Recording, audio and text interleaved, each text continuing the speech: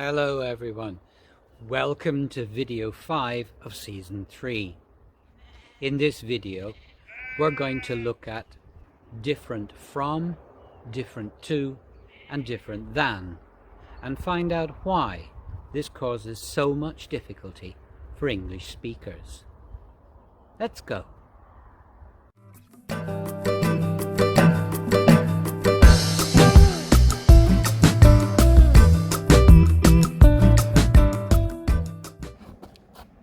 Even native speakers sometimes have difficulty with different from, different to, or different than. The adjective different means not the same. If we use the verb to differ, we have to use from. For example, his opinion differs from mine. You may not use to or than. This is often used as an argument that different from is the only correct use. The argument is that things differ from each other and they don't differ to each other or than each other. So different from is the only logical construction. But there are problems with this argument against different to and different than. One point in favour of different to and different than is that these constructions are common and have been common for centuries. They have appeared in works of great writers and can be found in books from editorially careful publishers. No English speaker has trouble understanding them. Different than, which is especially common in the US, appears about twice for every 3 instances of different from in 21st century news writing from the US, and is common, though less so, in American books from this century. Different to, meanwhile, is nearly as common as different from in recent UK news writing, and is easily found in UK writing of all kinds, not just from this century, but from as long ago as the 18th century.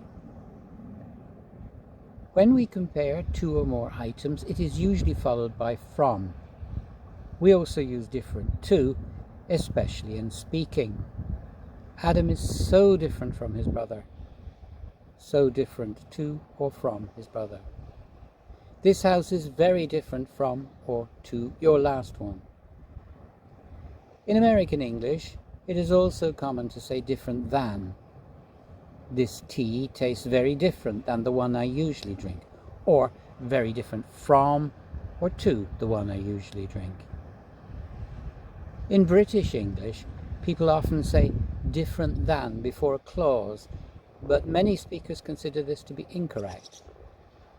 His accent is different now than before he went to Australia, or different now from before he went to Australia.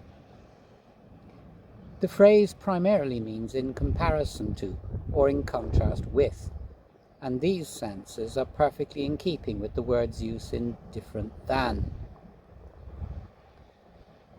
No matter what we say, however, keep in mind that there are people who consider different than and different to unmistakably wrong.